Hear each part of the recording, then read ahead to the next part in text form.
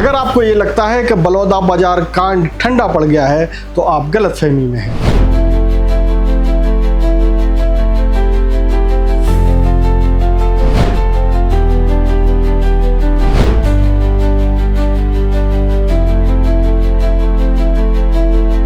वारदात के करीब 1 साल 6 दिन बाद एक बार फिर से गिरफ्तारियां शुरू हो गई हैं।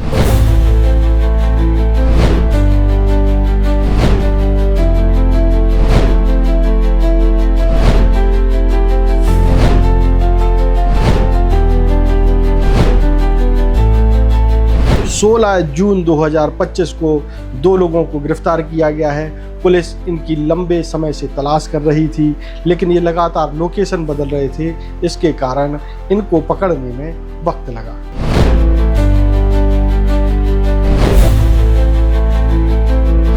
आने वाले समय में किन लोगों की और गिरफ्तारियां हो सकती हैं, ये जो 2 गिरफ्तारियां हुई हैं वो कैसे हुई हैं और बलौदा बाजार प्रकरण की स्थिति क्या है, वो सारी डिटेल हम आज आपको इस खबर में देंगे।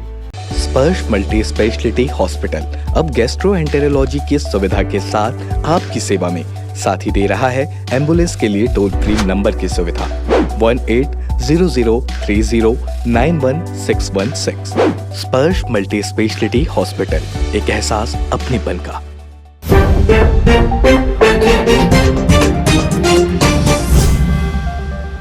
नमस्कार, मैं हूं मयंक चतुर्वेदी और आप देख रहे हैं तीरंदाज।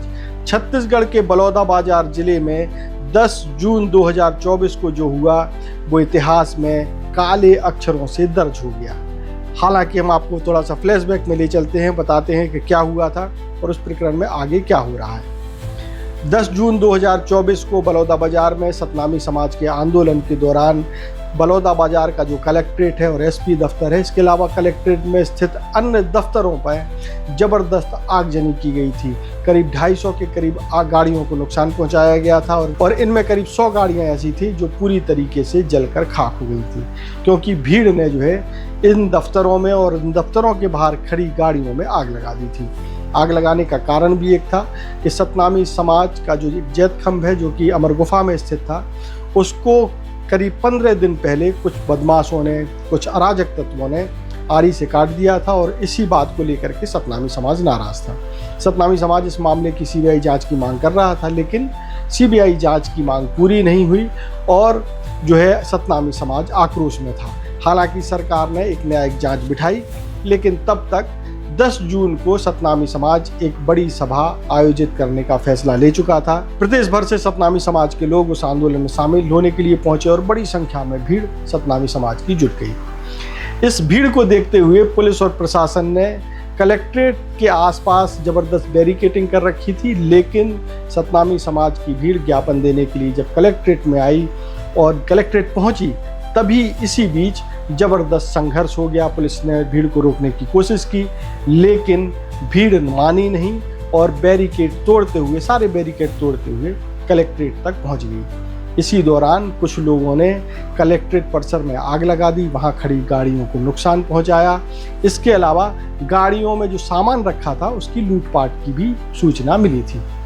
जब इतना बड़ा घटनाक्रम हो गया, जो कि छत्तीसगढ़ में इस तरह का घटनाक्रम पहले कभी नहीं हुआ था, उसके बाद कोतवाली थाने में इस पूरे प्रकरण में करीब 14 एफआईआर दर्ज की। कोतवाली में जब 14 एफआईआर दर्ज हो गई, उसके बाद पुलिस ने आरोपियों की धरपकड़ की, यानी कि जो लोग अराजक तत्व थे, शरारती तत्व थे, जिन्होंने तोड़फोड़ की थी कलेक्ट्रेट परिसर में, उनकी धरपकड़ शुरू की जाती है। इन धरपकड़ का आधार बनते हैं सोशल मीडिया में वायरल हो रहे वीडियो, मौके पर लगे हुए सीसीटीवी फुटेज, जो आसपास भी लगे हुए थे, कई दुकानों में लगे थे, उनके सीसीटीवी फुटेज, और इसके अलावा पुलिस जो है इन आरोपियों, इन दंगाइयों की धरपकड़ के लिए एक अलग से सेल भी बनाती है। इस सेल के द्वारा लोगों को चिन्हित किया जाता है, लोगों को के चेहरे आइडेंटिफाई किए जाते हैं, उनके पते आइडेंटिफाई किए जाते हैं और गिरफ्तारियों का क्रम शुरू होता है। पुलिस आज से पहले यानी कि 15 जून 2025 तक 191 लोगों को इस मामले में गिरफ्तार कर चुकी है। आपको बता दें कि पुलिस इस मामले में भीम आर्मी, भीम रेजिमेंट और एक और संगठन के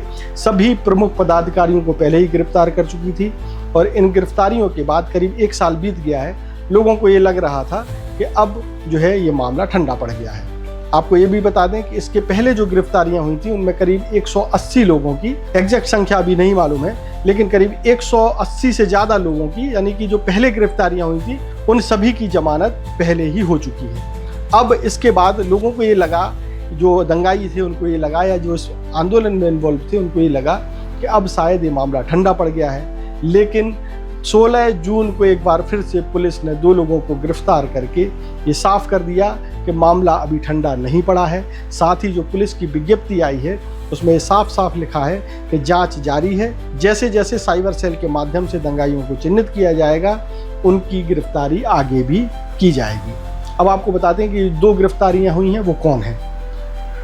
ये जो 2 नई गिरफ्तारियां हुई हैं उसमें एक का नाम है रेमन अनंत, जिनकी उम्र 46 साल है और ये कुथरौद गांव के रहने वाले हैं, और दूसरे हैं सुशील जांगड़े जो कि खरौरा के रहने वाले हैं, जो कि रायपुर जिले में पड़ता है। ये 35 साल के हैं। अब ये 2 गिरफ्तारियों से ये तो साफ है कि मामला भी ठंडा नहीं पड़ा है, और जो भी लोग इस आंदोलन में शामिल थे, तोड़फोड़ में शामिल थे, आगजनी में शामिल थे, उन सभी पर गिरफ्तारी की तलवार लटक रही है। इन गिरफ्तारियों के बाद उन लोगों में खलबली मची है जो इस आंदोलन में, आगजनी में, तोड़फोड़ में शामिल थे। आपको ये भी बता दें कि जब इस मामले का 1 साल पूरा हुआ था, सतनामी समाज के लोगों ने कहा था कि इस आंदोलन में जो भी तोड़फोड़ या आगजनी हुई उसमें सतनामी समाज के लोग शामिल नहीं थे, वो बेगुनाह हैं। लेकिन साथ में ये आशंका भी जताई थी कि चूंकि मामला अभी बंद नहीं हुआ है, इसलिए सतनामी समाज के लोगों में भय है कि उनकी गिरफ्तारी कभी भी हो सकती है, और उनकी ये आशंका, उनका ये डर अब सही साबित हो रहा है, क्योंकि अब आंदोलन में शामिल दंगाइयों और आगजनी करने वालों की एक बार फिर से गिरफ्तारी शुरू हो गई है। जैसा कि आप सब जानते हैं, 10 जून गत वर्ष 10 जून को बाजार में बहुत ही दुर्भाग्यपूर्ण घटना को असामाजिक तत्वों ने अंजाम दिया। 10 जून की जो घटना है उसके पश्चात जो पुलिस की बर्बरतापूर्वक कार्रवाई समाज के, आज भी समाज के लोगों को उस आतंक का, उस अत्याचार का सिहरा। बलौदा बाजार प्रकरण का जो केस है अभी भी ओपन है, और इस प्रकार समाज जो है पूरा का पूरा सतनामी समाज दहशत में है, क्योंकि पुलिस ने वो प्रकरण ओपन रखा है। इसका मायने ये होता है कि वो समाज के किसी भी व्यक्ति को कभी भी बलौदा बाजार कांड में लपेट सकते हैं। देश और दुनिया की ताज़ा तरीन खबरों से जुड़े रहने के लिए आप तीरंदाज को सब्सक्राइब करना बिल्कुल ना भूलें, और बेल आइकन को जरूर प्रेस कर लें। इसके अलावा अगर आप हमारे इस वीडियो को हमारे फेसबुक पेज पर देख रहे हैं तो कृपया करके उसे भी फॉलो कर लें। नमस्कार। खुश है तो फिर खुशी मना ले, छोटा बड़ा केक मंगा ले, संगम में मिलता है बढ़िया केक, संगम में मिलता है बढ़िया केक। तीरंदाज।